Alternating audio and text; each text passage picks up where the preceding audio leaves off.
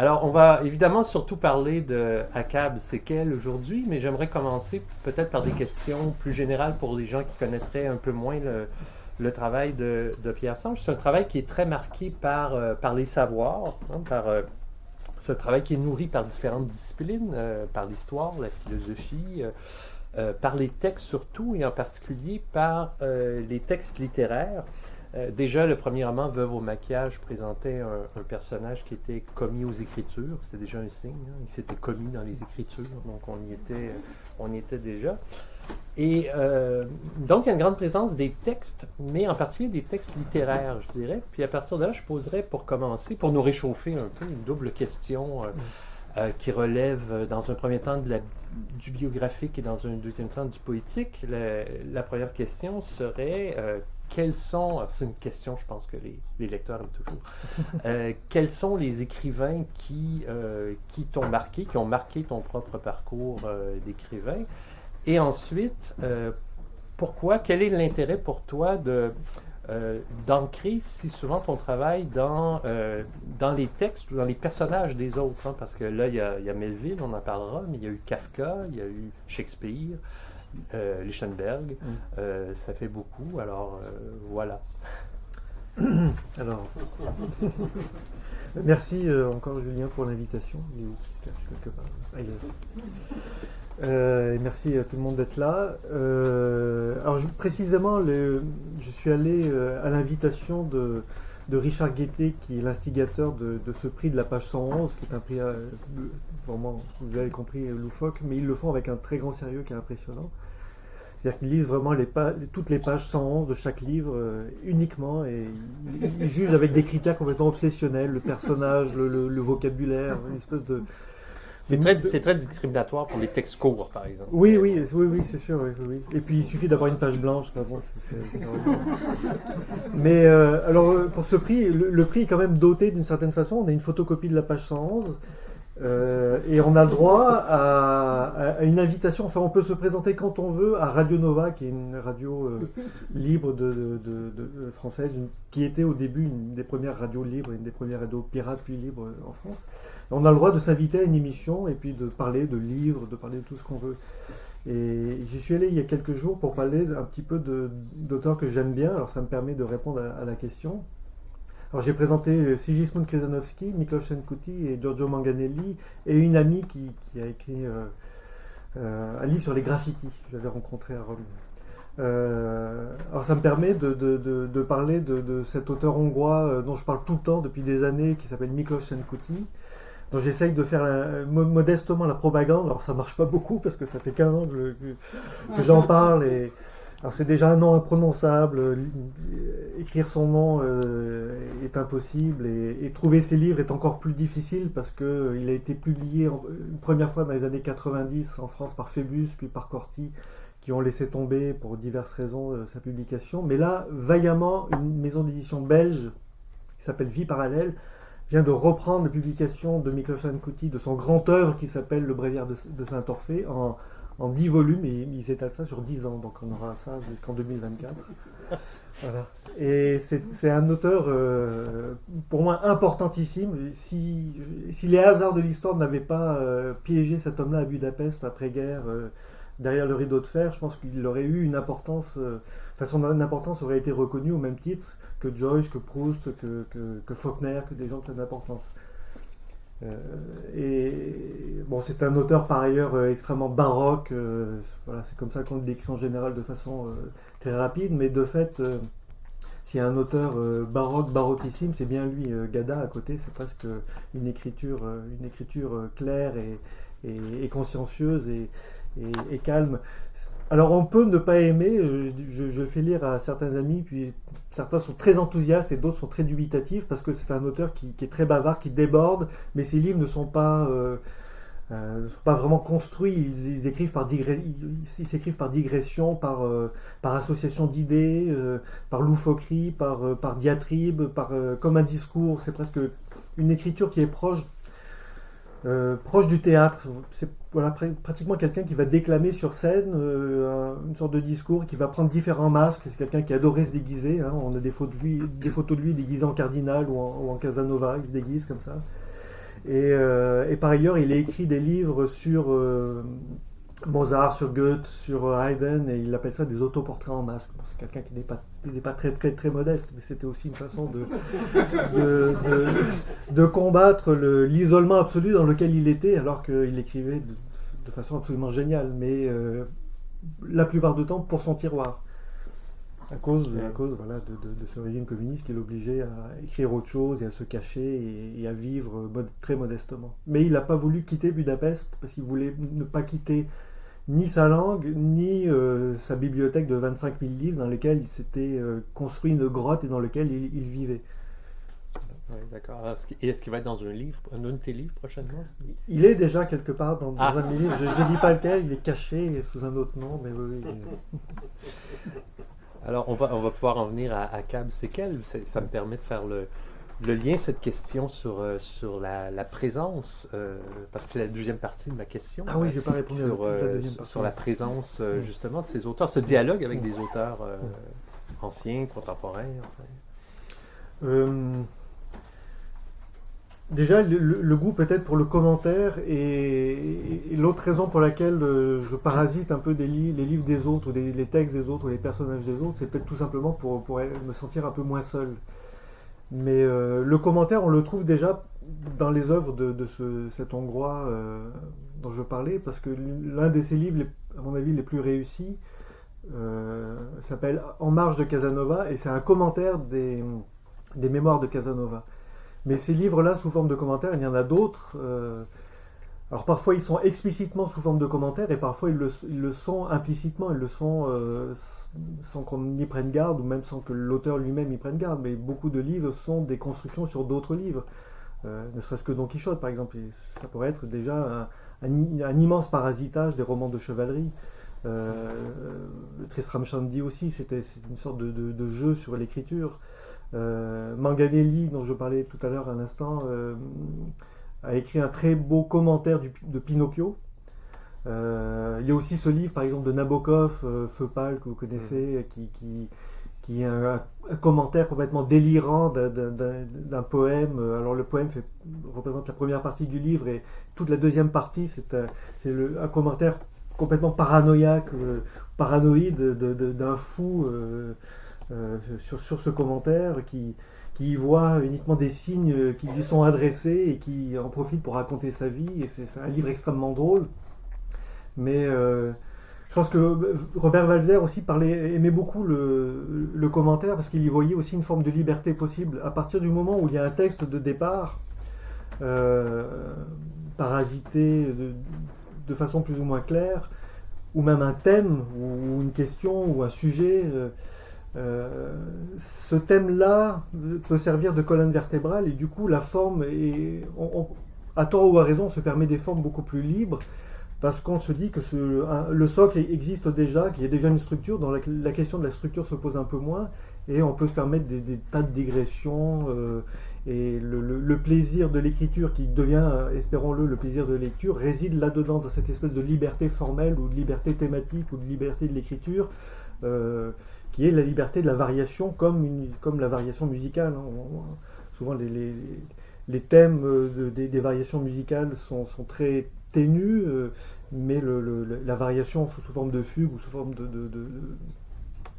canon est plus intéressante, parce qu'elle est le plaisir de la forme même, et qu'elle n'a plus à se poser la question du thème ou du sujet ou de la structure. Je ne sais pas si c'est très clair, mais bon. Oui, ben venons-en à un commentaire, à ce livre qui est un gigantesque commentaire autour du roman de Melville, donc à Cab Séquelles. Alors pour ceux qui ne l'auraient pas lu, et quand vous allez sortir d'ici, je suis certain que vous allez vouloir le lire, c'est un roman c'est un roman en somme autour d'Akab. Hein? Moi, je dis que c'est autant Melville a voulu faire un roman sur la baleine, où il fait complètement le tour de la baleine. Ici, on fait le tour d'Akab.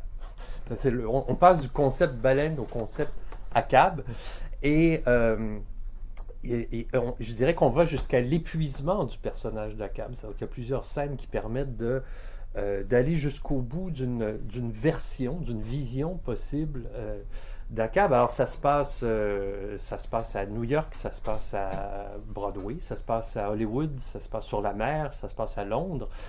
Et ACAB remplit toutes sortes de rôles, occupe toutes sortes d'emplois. Alors je voudrais lire une page pour vous donner une idée peut-être du ton, et aussi pour... bon, parce que c'est une page où on sent bien ce que... Ce sera pas, Pardon? ce sera pas la page 111. Non, ça ne sera pas la page 111. J'en ai Tout le monde choisi. réclame, Oui, j'en ai choisi une autre, simplement parce que j'ai décidé de ne pas respecter cette contrainte-là et d'en prendre d'autres. C'est un passage où ACAB est à New York et il est devenu liftier. Il travaille dans un ascenseur et jour et matin, il est dans l'ascenseur et il trouve finalement que c'est assez agréable par rapport à la vie qu'il avait auparavant. Alors je vous lis cette petite page. Les navires, le Pécode en premier, sont des bâtiments exagérément penchés. Le capitaine, au temps de sa capitainerie, n'a pas de mal à se sentir épique à bord. L'épopée, à cause de l'inclinaison, à cause du bruit dans les ramures, à cause de l'écume brassée au contact d'un bateau de passage et d'un océan fortuit, l'écume elle-même contingente. Il fallait se baisser, virer de bord, reprendre ses calculs, interroger l'horizon qui ne donne jamais de réponse, et admettre l'ici comme une coordonnée imparfaite, traîtresse, ici comme le bâillement du dieu de la localisation. Tant d'inconvénients, sans compter les repas de viande séchée, 3 fois par jour la même viande, c'est le prix à payer pour vivre sur le mode épique. Maintenant, ACAB dirige son ascenseur, il n'y a plus de traîtresse, plus rien ne penche, c'est une série de parcours rectilignes sans les soucis du vent. Bien sûr, la tranquillité du liftier se paie cette fois d'un manque d'épopée. Tant pis, tant mieux, le vieux capitaine en a suffisamment soupé. Il ne veut plus rien savoir des aventures, si les aventures sont le tangage et le mal de mer contenu dans l'épopée contenue dans le mal de mer. Chaque fois qu'il appuie sur le bouton du 37e étage, ACAB liftier fait l'éloge de la cabine d'ascenseur, franchise, absence de surprise bonne ou mauvaise, la monotonie peut-être, mais demandez à Sinbad, secoué par sa 20e tornade, s'il ne préfère pas un peu de monotonie, la moquette monotone, au lieu des gouffres.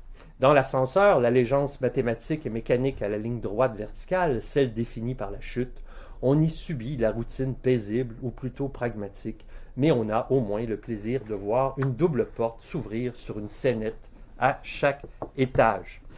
Alors, voici un des rôles joués par ACAB dans le roman, celui de liftier. Mais j'ai lu ce passage, entre autres, parce qu'il est beaucoup question d'épopée. C'est l'épopée dans l'ascenseur. Et ça sera ma première question sur le roman. Est-ce qu'il s'agit d'un roman épique? En fait, ma question, c'est plutôt quel est le rapport à l'épopée dans ce roman? Est-ce que c'est une critique de l'épopée? Est-ce que c'est une déconstruction de l'épopée? Est-ce que c'est une façon de dire que l'épopée n'existe qu'au passé ou une façon de parler de l'épopée aujourd'hui? Parce que ACAB, en même temps, c'est presque une figure mythologique dans le roman. Autant, je dirais, dans Moby Dick, on associe Moby Dick, la baleine, au Léviathan. Ici, on pourrait associer ACAB à Proté, ce dieu marin qui se métamorphose tout le temps. On est dans la métamorphose continuelle. Est-ce que ça, en soi, c'est épique? Alors, quel est le rapport avec Moby Dick, qui est une épopée, une grande épopée américaine? Proté, je pensais plutôt à Buster Keaton. Mais oui, donc c'est les questions aussi. Oui. Mais en fait, je vais peut-être rajouter quelque chose à la réponse précédente qui m'est revenue, évidemment, après coup. C'est que, oui, c'est les meilleurs. Je sais pas, mais je suis tombé il n'y a pas très longtemps par hasard sur une page d'un Rabelais, Pantagruel. La liste des livres qu'on trouve dans la bibliothèque Saint-Victor, l'un des titres inventés par Rabelais, c'est Des pois au lard cum commento. Donc des pois au lard avec commentaires. Moi, je trouve que c'est une parfaite définition de ce que j'aime dans la littérature. C'est des pois avec du lard quand même pour donner du goût, et du commentaire comme si le commentaire c'était comme le lard qui donne du goût au pois. Et voilà.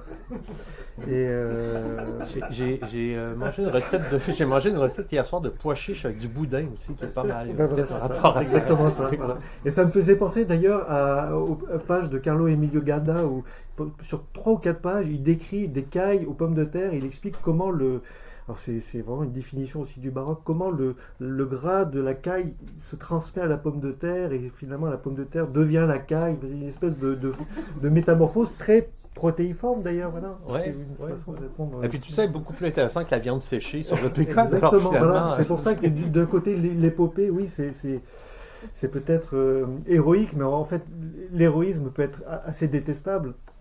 Et l'anti-héroïsme à la Buster Keaton m'intéressait plus. Ça m'amusait de comparer.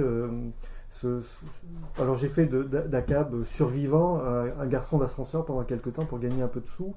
Et je me suis rendu compte, en faisant ce choix presque par hasard, que finalement le parcours d'un navire qui n'est fait que de louvoiements et de zigzags, de choses pentues et de mers instables. Et c'est pourquoi d'ailleurs Sinbad le marin déteste la mer, et tous les marins de la littérature d'ailleurs, que ce soit Ulysse, Sinbad ou Robinson, en fait finalement détestent l'océan et détestent ça. C'est vraiment à chaque fois un piège. Ils sont en général ravis de revenir à la maison, même si après ils repartent. En tout cas c'est le cas de Sinbad, qui est une espèce de schizophrène comme ça, qui veut, quand il est sur mer, il veut rentrer à la maison, puis quand il est à la maison, il a toujours une occasion en général financière pour reprendre la voile. Bref, la mer l'océan est instable et détestable, et il n'est jamais rectiligne. Et là, ce capitaine, ex-capitaine, se trouve une espèce de salut, de sérénité dans la verticalité, dans quelque chose qui est certes monotone et triste et toujours prévisible, mais au moins, voilà, il est dans des pantoufles finalement.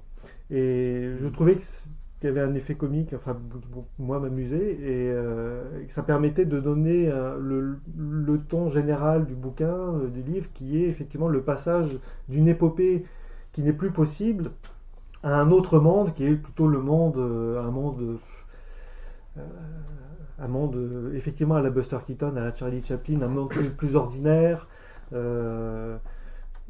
presque aussi, même si c'est beaucoup plus ancien, mais un monde comme dans les nouvelles de Gogol. C'est plutôt des petites histoires de petits fonctionnaires, de petites choses qui sont finalement plus comiques que l'énorme épopée melvillienne, même si dans Melville il y a un humour incroyable. Mais ça, c'est la force de Melville, d'arriver à nous faire rire, même avec une épopée satanique et maritime. Ça, c'est quelque chose d'assez extraordinaire. Mais c'est beaucoup plus facile de faire rire ou d'être dans la dérision et dans le second degré. Comme Don Quichotte ne peut être que comique à partir du moment où il est dans le second degré ou dans l'après-coup d'une chevalerie qui n'existe plus. Là, Akab ne peut être que dans la dérision ou dans le comique d'un après-coup d'une épopée maritime qui ne peut plus avoir lieu. Et Orson Welles, quand il avait quelques velléités de faire un Don Quichotte, avait parfaitement compris ça, et d'ailleurs il voulait faire un Don Quichotte de la troisième sortie, qui serait encore plus dans l'imitation de lui-même, dans la répétition. Et on sait que chaque répétition est un effet comique. On ne peut plus être dans le sérieux à partir du moment où on est dans la reprise, on est déjà dans la parodie, on est déjà dans ce domaine-là. Il y a une autre raison aussi, c'est qu'à partir du moment où j'ai décidé de prendre ce personnage d'Akab et de lui faire vivre des séquelles, enfin des avatars et des suites, il était nécessaire de refuser la mort que lui donne Melville à la fin du livre. Et si la mort est héroïque, la survie ne peut pas l'être. Elle est forcément grotesque, elle est forcément de l'ordre de la petite victoire, mais un peu misérable, un peu mesquine, parce que s'il refuse la mort héroïque, il est obligé d'accepter une survie un peu lâche, un peu honteuse. D'ailleurs, dans sa survie, il nage, il flotte, mais flotter pour un unijambiste, il y a quelque chose d'un peu grotesque, il y a quand même quelque chose du petit bouchon de champagne qui flotte. C'est une autre séquelle, ça. C'est une autre séquelle, voilà. Mais ce qui est particulier, je trouve, c'est qu'effectivement, c'est une suite, mais en amont et en aval à la fois. C'est-à-dire qu'on retourne jusqu'à l'enfance d'Akab, et puis on continue plus loin. Puis en même temps, c'est une histoire parallèle au vrai Moby Dick, il attaque vraiment la baleine, mais il survit, et puis la baleine aussi, qui en est un peu frustrée d'ailleurs, je crois. On pourrait peut-être en parler. Mais revenons à Buster Keaton. Les questions de Gogol aussi, mais je vais m'arrêter d'abord à Buster Keaton. À qui on pense pour jouer le rôle d'Akab, d'ailleurs, ce qui, à mon avis, aurait été un moins pire miscasting que Gregory Peck dans le film de John Huston, qui, à mon avis, vraiment pas réussi. Mais j'en viens à à la question de l'image du cinéma, justement, qui est omniprésent dans ce roman, beaucoup plus que dans tes autres. Enfin, je crois que c'est la première fois qu'il est autant question de cinéma, si je ne me trompe pas. Oui, enfin, il y a eu tes- un petit bouquin qui est un peu à part, donc qui est plus un livre de Nicolas de Crécy Ah oui, que oui. de moi d'ailleurs, Mhm. où il était question beaucoup de cinéma Mhm. et d'échecs aussi d'ailleurs. C'est déjà un thème récurrent. Ouais. Ouais, ouais. Mhm. Mais alors, il y a. Bon, Melville, c'est un grand lecteur de Shakespeare. Oui. Évidemment, Moby Dick, c'est un roman assez shakespearien. Mais il y a une grande théâtralisation dans le roman, parce que Accab lui-même, d'ailleurs, va devenir un comédien shakespearien à Londres. Hein. Il va jouer, d'ailleurs, il veut jouer tous les grands rôles du moment qu'il y a des morts. Hein. C'est ce qu'il dit à un moment donné. S'il y a un mort dans une pièce, je veux jouer dans cette pièce. Et puis après, ben, il va essayer de faire jouer Moby Dick à Broadway avec un succès assez limité parce que ça coûte très cher faire un spectacle pareil à Broadway. Alors, dès que ça commence à être intéressant, on trouve que ça coûte trop cher, on diminue tout, jusqu'au moment où, dans une des versions possibles du spectacle, quelqu'un propose de remplacer Moby Dick par un poisson rouge, en précisant que c'est un poisson rouge exotique, par exemple. Bon. Alors, ça va très très mal. Et après, ça se passe à Hollywood, où là aussi, ça va aller très très mal, et puis à peu près tout le monde va essayer, réalisateurs, scénaristes, comédiens vont être appelés à essayer de faire quelque chose avec un sujet pareil, sans beaucoup de succès, dont Buster Keaton, dont Fitzgerald, qui on va demander d'écrire le scénario, dont Orson Welles, qui va passer, si je me souviens bien, de scénariste à réalisateur à potentiel comédien pour jouer à Cab. Et puis ensuite, on va lui proposer de jouer Moby Dick. Bon, toujours sans succès. Donc, il y a des refuse, échecs. il est vexé. Ben oui, oui, c'est c'est une ça. erreur. Il est vexé. Il aurait dû accepter, je pense. Ouais. Ouais, je pense que ça aurait été ça par Parfait. contre, ça aurait été un très très bon Ben oui. rôle aussi. Oui, oui, c'est ça. Mais enfin, ma question, c'est pourquoi Hollywood est-ce que Moby Dick appelle l'image ou c'est parce que c'est le roman ou la bête elle-même, le gros poisson, appelle la théâtralisation, le spectacle, parce que il y a presque du slapstick aussi dans certaines versions possibles hollywoodiennes Oui, du il y a film. Cary Grant aussi Ouais. en ACAB. Je ne sais pas si c'est l'image, mais c'est plutôt Hollywood en tant que machine à raconter des histoires. À partir du moment où j'ai traîné ce livre sur des années, donc le point de départ n'était pas forcément. Ah, je croyais que c'était écrit en 2 semaines. Oui, j'aurais pu. Cette J'ai beaucoup parenthèse. coupé en fait. Hein. Mais qu'est-ce que je voulais dire Oui, Pardon. donc j'ai mis très longtemps à l'écrire. Donc le point de départ était tourné déjà vaguement autour de Moby Dick et d'Akam, mais n'est pas forcément celui auquel j'ai abouti. Mais petit à petit est venue l'idée de tirer la ficelle, si j'ose dire, de ce capitaine et de me dire que si je le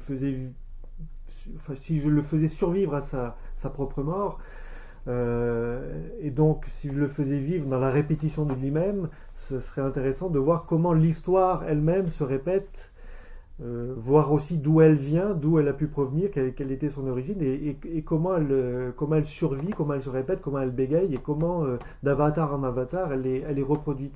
Un petit peu comme un mythe peut se répéter, ou un peu comme des remakes peuvent être faits, ou sur un personnage quelconque ou sur un thème quelconque, plusieurs versions peuvent être écrites, plusieurs fables, plusieurs versions de la même fable, plusieurs versions du même roman policier, ou plusieurs versions du même scénario, ou plusieurs versions de la même blague, ou plusieurs versions de la même locution. Ça m'intéressait beaucoup de suivre un peu l'évolution du même histoire, comme on peut avoir par exemple le mythe de Pygmalion qui devient au bout d'un moment une étoile aînée, une chose comme ça, voilà, de répétition My Fair Lady, de répétition en répétition, Ouais. comment un mythe devient une pièce de théâtre, puis une comédie musicale, puis un film d'après la comédie musicale. Donc inévitablement j'ai reconduit ce capitaine Ahab survivant à lui-même. En décalant l'histoire dans le temps, je l'ai conduit à Broadway, qui est déjà, dans les années 20-30, une énorme machine à raconter des histoires. Et puis avec des personnages plutôt sympathiques, qu'on aime bien, Cole Porter et compagnie. Puis après, de l'autre côté, dans cette autre machine à raconter des histoires qui est Hollywood. Et comme je voulais faire un livre fait de répétition et de suite, il fallait à chaque fois que ces variations, que ces reprises se terminent par un échec, parce que sinon le livre s'arrêtait d'une certaine façon. Ouais. Donc il fallait jouer sur la répétition et sur l'échec. Et je me disais aussi que ça allait bien avec cet esprit un peu Buster Keaton qui survit de chute en chute, ou de Charlie Chaplin qui est aussi le personnage d'un laissé pour compte ou d'un perdant au départ et qui à chaque fois se remet de ses propres chutes ou de ses propres échecs. Par ailleurs, on sait que, bon, c'est peut-être moins connu pour Broadway, mais c'est très documenté pour Hollywood. On sait que Hollywood est aussi une énorme machine à trahir, à perdre, à mettre des gens de côté. Et on sait, bon, dans les personnages qui apparaissent dans ce livre, on sait comment Stroheim, Sternberg ou Orson Welles, à sa façon, ou Fitzgerald, ont été aussi d'énormes perdants, même s'ils ont créé en perdant des choses magnifiques. Mais ils sont aussi des choses à qui on a retiré des projets, qu'on a trahis. Et dans cette production qui peut être magnifique, parce que Hollywood a aussi été très capable malgré tous ses défauts, de prendre sur soi, puis d'essayer quand même de faire appel à des gens comme Sternberg ou comme Stroheim avant de les briser. Il y a quand même cet amour du récit, cette espèce de recherche obsessionnelle de la narration qui est admirable d'une certaine façon. Alors Ouais. ça se traduit aussi par des trahisons, que j'essaie de mettre en scène dans ce livre, par des scénarios ou des idées qui sont prises à ces génies-là ou à scénaristes intéressants et puis qui sont d'avatar en avatar et de recopie en recopie et d'atelier de scénario en atelier de scénario qui ne ressemblent plus au point de départ, mais c'est aussi l'effet pervers de cet amour de la narration associé aussi à un énorme besoin d'argent et de financement. C'est ce mélange du diable et du bon Dieu, quoi, en fait, de la positivité et de la négativité d'Hollywood. Je trouvais ça intéressant. Ouais. C'est ce que décrit très très bien Pierre Berthomeu dans ses 3 tomes énormes sur Hollywood. Il décrit ça absolument sans jugement de valeur et sans avoir ni un jugement négatif sur Hollywood qui serait une légende noire à broyer des génies et à fabriquer des œuvres lamentables, ni une légende dorée de la machine à rêve qui met Shakespeare en scène. Mais il explique comment cette schizophrénie est le cœur même d'Hollywood, comment le cinéma d'Hollywood ne se comprend que comme ça, que comme un mélange à la fois d'absolue rapacité et d'absolue vulgarité de certains producteurs, mais aussi de force très étonnante d'accepter et d'être fasciné par l'art total de Wagner, par Max Reinhardt, par Shakespeare, par Dickens, et de se chercher une légitimité à travers la haute culture. Oui. Ben, d'ailleurs, je vais juste lire quelques lignes, mais un des premiers passages de ACAB à Hollywood, ce n'est pas à la page 111, c'est plutôt à la page 284. ACAB à Hollywood, prophétie, mauvais augure, qui commence ainsi. On pourra décrire l'échec du capitaine à Hollywood d'après les échecs des autres, de prodigieuses déchéances qui ont fait l'histoire du pays et d'après ces milliers de films non aboutis dont on a recueilli le récit en marge sur la rive, des histoires de réalisateurs virés entre la prise 1 et la prise 2, histoires de stars du muet confrontés à un microphone, histoires de producteurs changeant d'avis, perdant la foi ou perdant le goût, ou histoires de vedettes mortes au premier jour du tournage, le cœur dans un flacon d'alcool, etc., etc. Et je me disais, ce qui est un des trucs que je trouve intéressant dans ce roman, c'est que ça renvoie à Moby Dick, qui se termine par un désastre. Or, ici, le désastre est évité. On peut dire d'une certaine façon que le roman de Melville, ici, se termine bien, c'est-à-dire personne ne meurt. Mais ça met davantage en lumière les autres désastres, justement, celui d'Orson Welles, de Von Stroheim, de Fitzgerald, comme tu parles, etc., etc. Et c'est d'une certaine façon un roman sur le désastre aussi.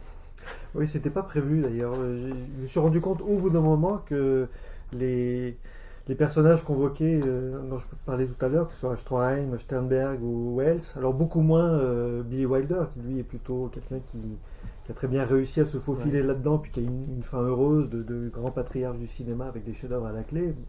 Mais ces trois-là, plus Fitzgerald, je me suis rendu compte après coup que c'était chacun à sa façon et chacun des manières vraiment très différentes.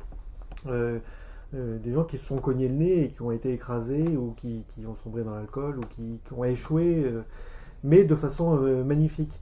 Alors c'était pas prévu, ce qui était plus conscient en tout cas pour Sternberg et Stroheim et Wells, c'est de choisir des personnages qui, d'une certaine façon, comme le capitaine Ahcab dans ce livre, qui sort d'une certaine façon du récit pour devenir un personnage vivant, sont des personnages qui se mettent en scène eux-mêmes, dont il est très difficile de faire la différence entre la réalité et la fiction, entre la mise en scène de soi et un soi authentique, entre le soi comédien et le soi de la vie de tous les jours.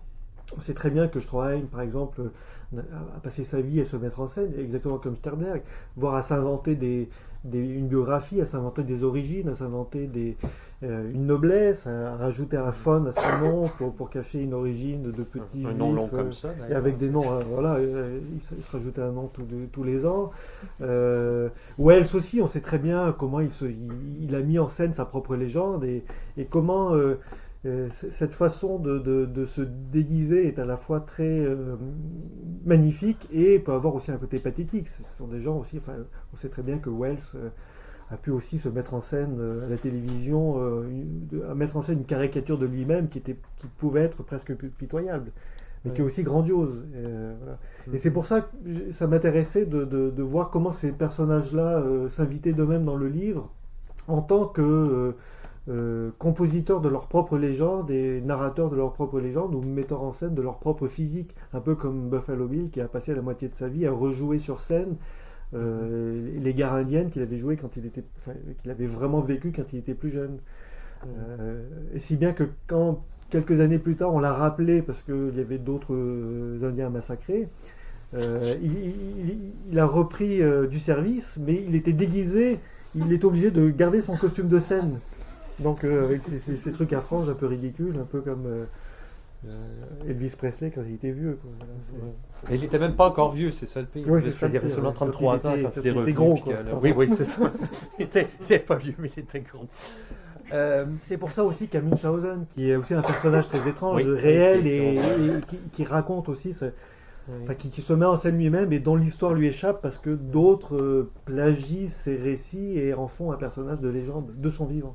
Oui, c'est ça. Alors on voit dans le roman perpétuellement, il n'y a pas de frontière entre la fiction et la réalité. C'est-à-dire des individus réels et puis des personnages fictionnels. En fait, finalement, ils sont mis sur le même plan. C'est assez intéressant. Je poserais peut-être une question maintenant sur la structure du roman, en fait, la façon dont tu as travaillé. D'abord, il y a beaucoup de listes. Moi, j'adore les listes. C'est mon côté très péréquien. Des très, très bonnes listes. J'aime bien ça. Il y a aussi une longue table des matières de 29 pages qui présente les 254 fragments, si j'ai bien compté. Je les ai comptés, je ne sais pas si je les ai bien comptés. Et chaque fragment, dans la table des matières, sous le titre de chaque fragment, on a un petit résumé qui est assez intéressant parce que, tiens, là, je reviens à Buster Keaton comme exemple, ça aussi c'est très péréquien, je trouve. Des fois, les résumés dans la table des matières nous apprennent des choses qui sont simplement implicites dans le texte. Donc, je me souviens, entre autres, d'un fragment où, en lisant, je me suis dit, tiens, on dirait bien que c'est Buster Keaton, et dans la table des matières, c'est écrit où on voit Buster Keaton, et etc., etc.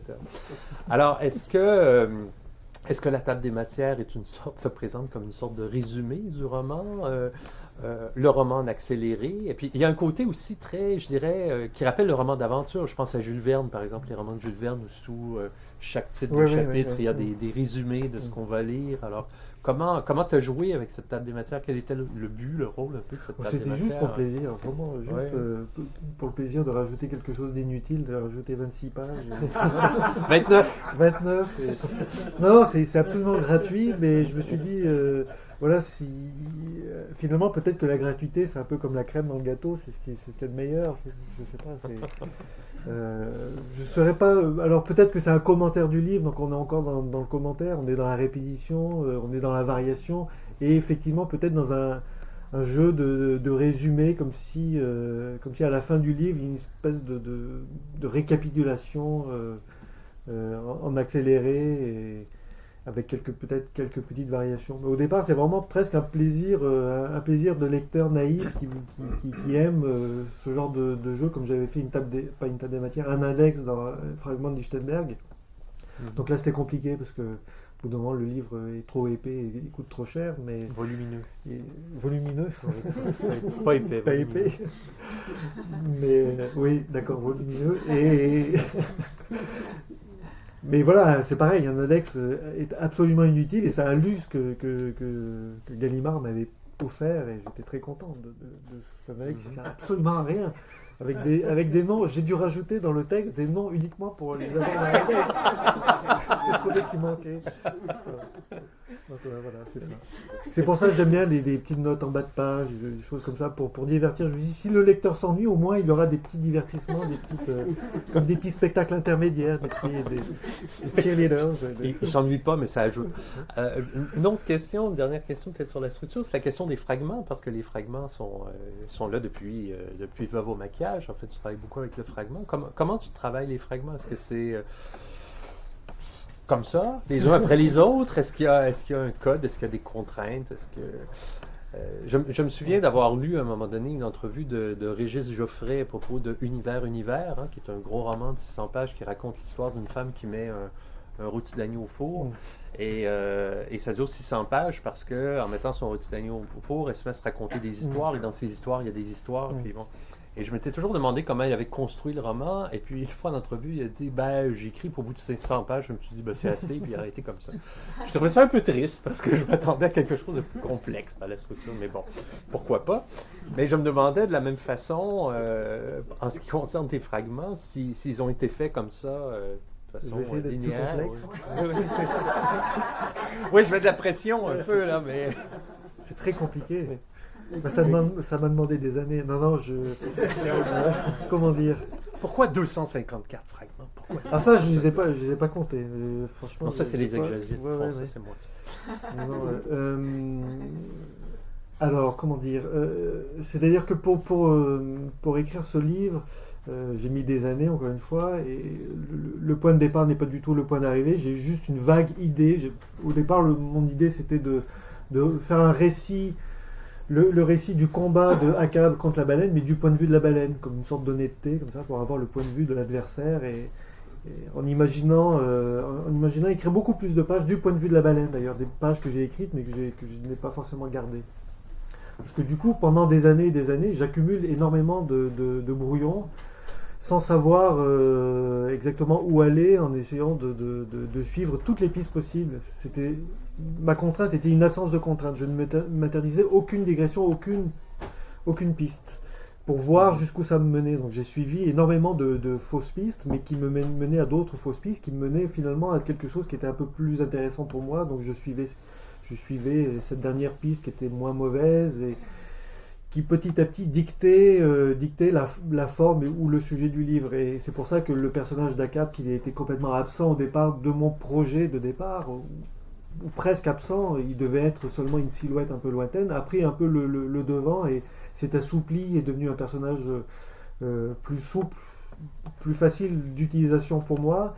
Et au contraire, le Moby Dick, pour lequel j'ai écrit beaucoup de pages, me semblait pas très intéressante. Donc j'accumule beaucoup de matière et au bout de quelques années, je les rassemble et j'essaye de voir où tout ça m'a mené. Et à partir de ce moment-là, je recopie, je taille, je réagence. Et en taillant, en réagençant, les choses écrites qui sont plutôt volumineuses prennent petit à petit une forme de fragments qui sont montés un peu comme des scènes de cinéma finalement, comme des rushs de cinéma. Voilà, j'ai 250 heures filmées et je dois faire un film d'1 heure et demie. Et voilà, donc je mets une petite scène avant, après, j'interpose, je rajoute. Je fais un petit interlude, un petit ballet, une scène de groupe, une scène intime. Voilà, j'essaye d'où cet aspect à la fin un peu composé, parce que je ne peux pas, avec cette façon d'écrire, je ne peux pas obtenir un livre linéaire qui serait écrit du début jusqu'à la fin, parce que de toute façon, il n'est pas écrit dans l'ordre, et l'ordre est défini un petit peu quand j'en suis, disons, aux 2/3 de l'écriture. Là, je commence un peu à avoir une vague idée de là où le livre m'a mené, et de ce que je vais pouvoir garder, de ce que je vais devoir jeter. Ben, on voit moins Moby Dick que ce que tu prévoyais au départ, mais ce sera ma dernière question. Est-ce que c'est une victoire de Moby Dick sur ACAB, celui? Je voulais au départ, oui, que ce soit ça. Après, je ne sais pas si c'est exactement.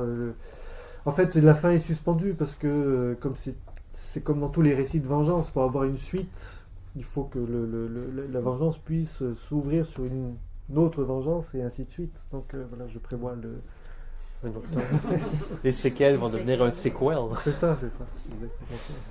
Ben, merci beaucoup. Alors, Merci à peut-être vous. qu'il y a des questions Non. à la salle. Vous pouvez applaudir. Hein.